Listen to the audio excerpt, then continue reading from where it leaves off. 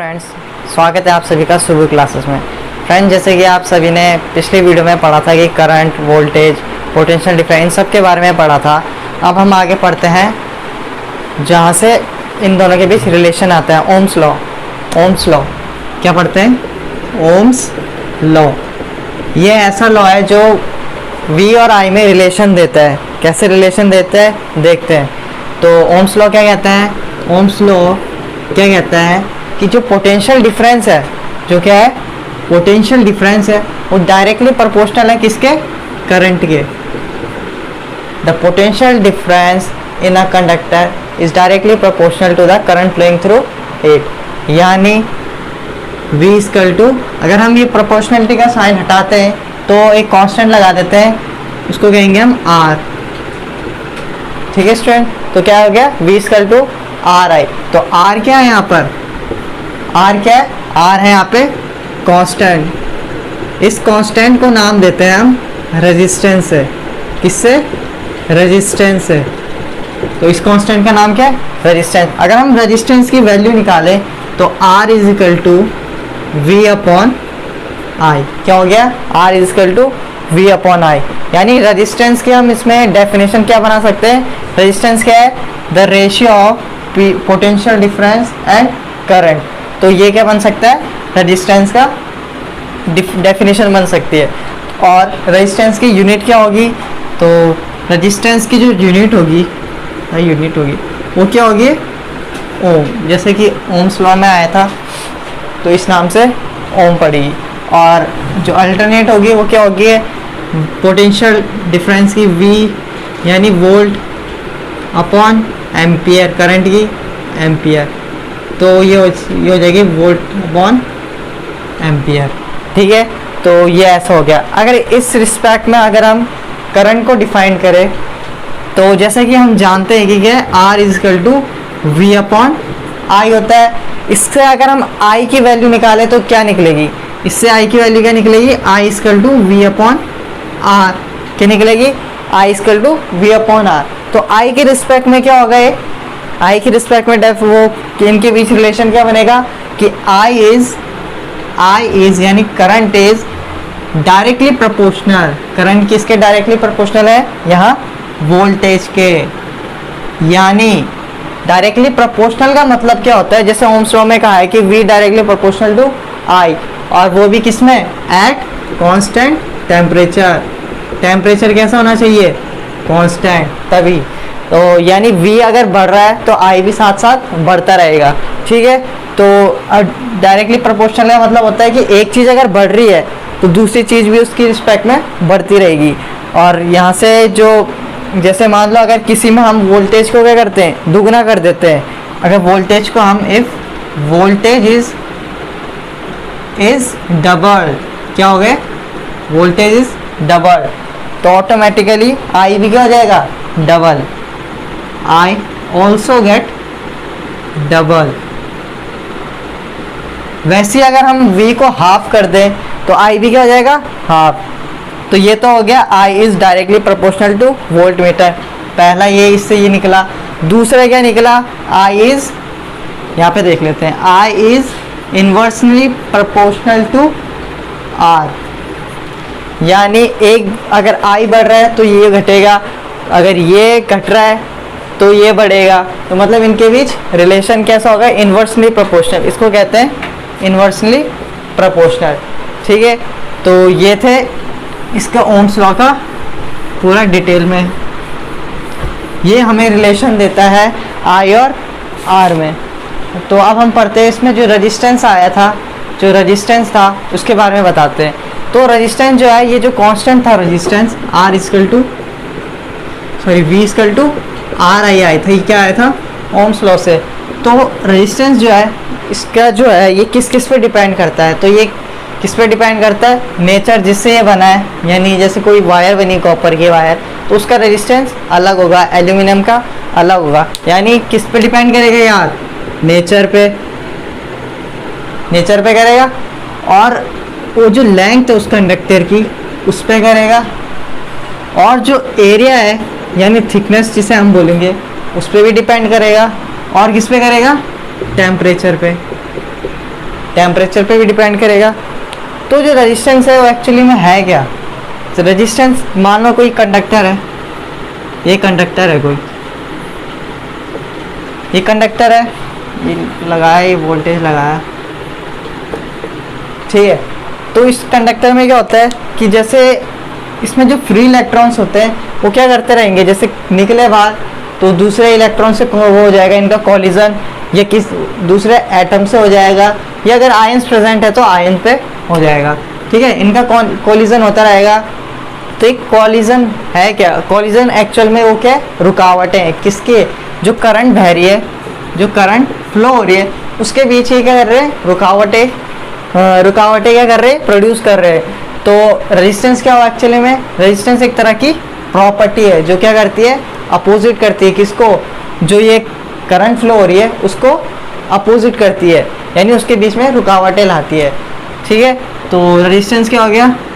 Resistance होगी the property of a conductor due to which it opposes the flow of current through the conductor. तो ये क्या हो गया? रेजिस्टेंस की डेफिनेशन हो गई, ठीक है। अब रेजिस्टेंस की जो ऐसा यूनिट बताई थी मैंने, ओम्स बताई थी, और इसमें जो है वो आते हैं फिर न्यूमेरिकल्स आते हैं। तो न्यूमेरिकल्स क्या आएंगे? मान लो ओम्स लॉ पे न्यूमेरिकल आ रहे हैं, आपको इनमें से दो चीज़ दी होगी कोई, और एक आपको फाइंड करनी पड़ेगी। मान लो जैसे कि इसमें दिया है कि एक कंडक्टर है जो 220 वोल्टेज पे वर्क कर रहा है, उसमें करंट बह रही है 5 एम्पियर। तो हमें बोलेगा कि रेजिस्टेंस निकालो इसका रेजिस्टेंस क्या होगा? तो देखो V के एम पे 220 वोल्ट, और R के एम पे निकालना है, और I क्या है? 5 एम्पियर। कितना है? 5 एम्पियर। तो इसमें R की वैल्यू कैसे निकालेंगे हम? R की वैल्यू कैसे निकालेंगे? ये जो टर्म है नीचे आ जाएगा, तो 220/5। अब इसको डिवाइड कर दो, 5 4 जा 20, 5 4 जा 20, क्या आ जाएगा? ओम, ठीक है। तो ऐसे से क्वेश्चन आएंगे, कभी ये दिया होगा और ये दिया होगा, ये निकाल लो। तो हमें कोई दो चीज़ गिवन होगी और तीसरी हमें निकालनी होगी। क्वेश्चन पे डिपेंड करता है क्वेश्चन कैसा आता है। जैसे बुक में क्वेश्चन दिया है, बुक में दिया है एक अलग क्वेश्चन लेते हैं, ये तो आप कर लोगे सिंपल। बुक में दिया है कि एक क्या है? इलेक्ट्रिक आयरन है, एक इलेक्ट्रिक आयरन है, वो क्या कर रहा है? 3.4 एम्पियर करंट, आई कितना दे दिया उसने? 3.4 एम्पियर करंट देता है एट दी कितनी वोल्टेज पे? 220 वोल्टेज सप्लाई पे। तो कह रहा है वो ऐसा वर्क करता है। तो कह रहा है कि व्हाट करंट, यानी अब हमें क्या निकालना है? करंट निकालना है। वो कब निकालना है? ये करंट तो इसके लिए गिवन है, तो वो कह रहा है करंट कब निकालना है? जब ये किसका वो कनेक्टेड 110 वोल्ट पे वर्क करे। जब ये किस में करे? 110 वोल्टेज में वर्क करे। तो इस क्वेश्चन में कैसे करेंगे? इसमें तो हमें आर पूछा नहीं है, क्या दिया है? आई दिया है। तो इसमें हम कैसे करेंगे? अगर हम इसमें से इसका रजिस्टेंस निकालेंगे तो जो रजिस्टेंस इसमें होगा वही रजिस्टेंस इसमें भी तो ही होगा, यानी हम इन दोनों से पहले तो आर निकाल लेंगे, जो आर आ जाएगा उससे हम आई निकाल लेंगे, ठीक है। तो देखते हैं आर क्या होता है। जैसे हम पे रिलेशन था V = R × I। V दिया है हमें 240, और R दिया है, R निकालना है, और I दिया है 3.4। तो R = 220 अपॉन में चल जाएगा 3.4। R = 220/3.4 ओम। इसको सॉल्व करोगे आप तो तब आएगा आपका 64.7 ओम। 64.7 ओम आ गया, ठीक है। ये इसका रेजिस्टेंस हो गया आयरन का। अब आयरन का रेजिस्टेंस हो गया, ये आप डिवाइड करके निकाल लोगे, इसमें ज़्यादा टेंशन लेने की बात नहीं है। तो अब इसमें क्या आ गया? आर हमें गिवन आ गया, यानी अब हमें क्या निकालना है? आई, और आई हम निकाल सकते हैं। कैसे? फिर डाल दो वही फॉर्मूला रिलेशन V = RI। तो इसमें V कितना दिया है? सेकंड केस में क्या दिया? 110 वोल्टेज पे अगर हम इसको वर्क कराएं, और R कितना है? 64.7 ओम इनटू I निकालना है। तो I = ये इसके नीचे चल जाएगा 110/64.7 एम्पियर आएगा, ठीक है। तो आई की वैल्यू आ जाएगी। अगर हम इसको इससे डिवाइड कर देंगे, आप डिवाइड कर देना, तो कितना आ रहा है इसका 1.7 एम्पियर। डिवाइड करके देख लेना, ठीक है। तो ऐसे ऐसे क्वेश्चन आ सकते हैं, तो आपको ऐसे ही करना है, मतलब वी और आर आई के रिलेशन में, ठीक है। तो हम आगे बढ़ते हैं, आगे क्या है अब आगे देखते हैं। तो इसमें आए ग्राफ रिप्रेजेंटेशन, मतलब जो V equal to R I है वो कैसा ग्राफ शो करेगा, कि जैसे हमें पता है कि वी डायरेक्टली प्रोपोर्शनल आई है, यानी वी बढ़ रहा है तो आई भी बढ़ेगा। तो कैसे बढ़ेगा, मान लो ये क्या है, वी और आई में ग्राफ है, ठीक है। तो हम किसी सिस्टम को या किसी कंडक्टर को ऑब्जर्व कर रहे हैं और उसमें देख रहे हैं कि वी की रीडिंग क्या है, आई की रीडिंग क्या है। अगर हम करंट चेंज करते जा रहे हैं तो वी भी चेंज होता जा रहा है। तो कैसे चेंज हो रहा है हम ग्राफिकली देखते हैं। ग्राफिकली इनका जो ग्राफ बनेगा वो कैसा बनेगा, तो ग्राफिकली कैसा बनेगा ये, वो बनेगा लीनियरली यानी एक स्ट्रेट लाइन जाएगी जो ओरिजिन से ऊपर की तरफ जाती हुई दिखेगी। यानी अगर v बढ़ रहा है, ये देखो इस पॉइंट में v बढ़ रहा है तो i भी बढ़ेगा, इधर भी ऐसी, इधर भी ऐसी। यहाँ पे हमें पॉइंट्स लेने पड़ेंगे किसी पार्टिकुलर सिस्टम के लिए, यानी कंडक्टर के लिए। तो ग्राफिकली रिप्रेजेंटेशन क्या होगा, ये क्या हो रहा है, लीनियरली बढ़ रहा है, ठीक है। अब हम बात करते हैं कि हम जैसे एक्सपेरिमेंट में अगर हम करें तो कैसे करेंगे। मान लो कोई कंडक्टर है यहाँ पे, ठीक है, ये कंडक्टर है, ठीक है। अब हमें इसमें क्या निकालना है, v और i के बीच रिलेशन को शो करना है। कैसे करेंगे, ठीक है। तो हम करेंगे यहाँ पे, अब i के लिए हम डाल देंगे यहाँ पे अमीटर डाल देंगे, और पोटेंशियल डिफरेंस नापने के लिए हम इसके ऊपर क्या डाल देंगे, एक वोल्ट मीटर डाल देंगे, ठीक है। और इसको एक बैटरी से कनेक्ट कर देंगे, और अगर से आप स्विच लगाना चाहो तो स्विच से कर सकते हो। और यहाँ पे एक हमने स्विच लगा दिया, और एक रियोस्टेट की ज़रूरत हमें की पड़ेगी कि हम क्या कर रहे हैं, चेंज करेंगे हम किसको, करंट को। पर्टिकुलर करंट के लिए पर्टिकुलर वोल्टेज निकालेंगे, ठीक है। तो अब देखते हैं हम, जैसे मान लो किसी एक उसमें पार्टिकुलर करंट के लिए पर्टिकुलर वोल्टेज इधर देखेंगे, यहाँ से करंट मेज़र करेंगे, वी मेज़र करेंगे, और हम उसको यूनिट मेज़र करते रहेंगे। तो क्या बनेगा हमारा, मान लो एक एग्जांपल ही ले लो, तो वोल्टेज आई मान लो मेरे पास 6 आई, करंट मैं दे रहा था इसको 2 एम्पियर की, ठीक है। फिर वोल्टेज मेरे पे क्या आई, 12 आई, करंट दे रहा था मैं कितने की, 4 की। तो ऐसे ऐसे अगर हम देखेंगे V12 ऐसा V इक्वल टू ये आई है, ठीक है, 1 2 3 4 और 1 2 3 4 5 6 8 9 10 11 12, ठीक है। तो पहला क्या था, V क्या था, 6 में था, 1 2 3 4 5 6, 6 और 2 पे, फिर आया 12 और 4 पे। मतलब ये क्या है, स्ट्रेट लाइन शो करेगा, ये आप एक्सपेरिमेंटली देख सकते हो।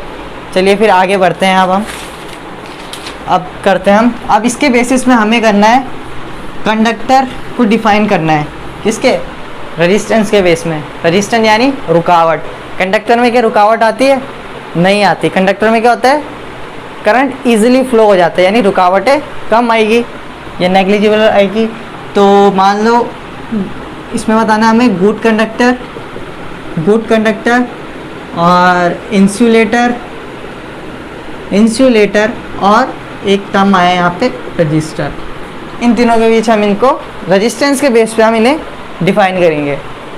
तो रेजिस्टेंस के बेस में क्या करेंगे, हम इनको डिफाइन करेंगे। तो रेजिस्टेंस क्या है, गुड कंडक्टर में कैसा होता है रेजिस्टेंस, यानी रुकावटें कैसी होती है, कम होती है। यानी रेजिस्टेंस क्या होता है गुड कंडक्टर का, लो होता है। क्या होता है, लो रेजिस्टेंस।